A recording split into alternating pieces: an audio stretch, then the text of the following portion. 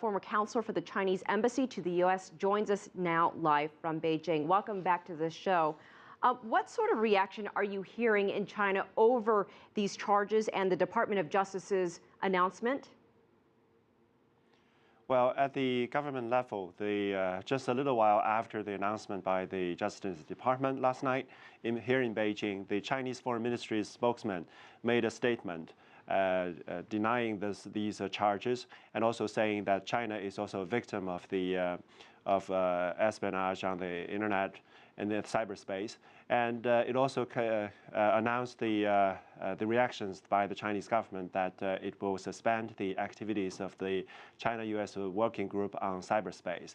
And I think what is particularly important in that message is that China has used a very strong language, like a protest, and also calling the whole charges as a kind of a preposterous thing. And at the media level, I just read a couple of minutes ago that the People's Daily published an article on its website stating that China is a victim of international espionage on the cyberspace. In particular, it said that over the past 2 months, more than 1.18 million Chinese servers have been controlled by 2,077 servers in the United States.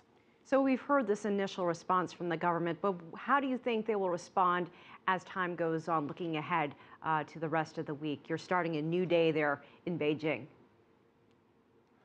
I think it will pretty much depends on how the whole situation evolves.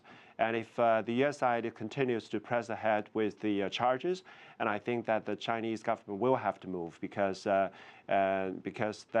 is what is already stated in the statement, and that is also the general feeling of the Chinese public, because they see that because they think that it is so interesting that this whole thing came up exactly about 1 year after the Snowden case.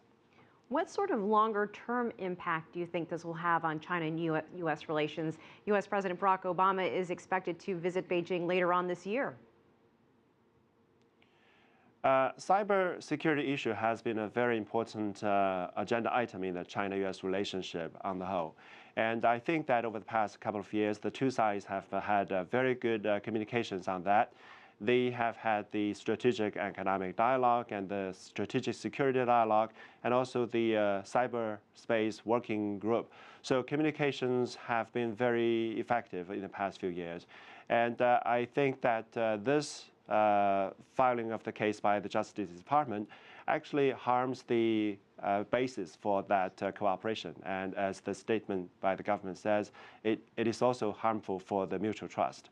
So in the long run, if the mistakes can be corrected, and I think that we will still have a very good relationship between the two countries. Do you think some see the latest U.S. accusations as contradictory and even hypocritical? You mentioned the NSA spying scandal, and for the United States to come out with these accusations, seems pretty interesting to a lot of people. Yeah, exactly.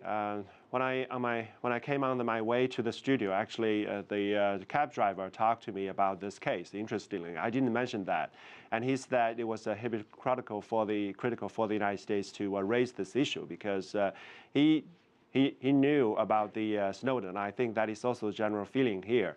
The United States does not have a moral higher ground to accuse the other countries, and still less that this accusation is certainly groundless, as many people see here. All right, Mr. Zhou Jingxing, former counselor at the Chinese embassy to the United States. Thank you again so much for your perspective.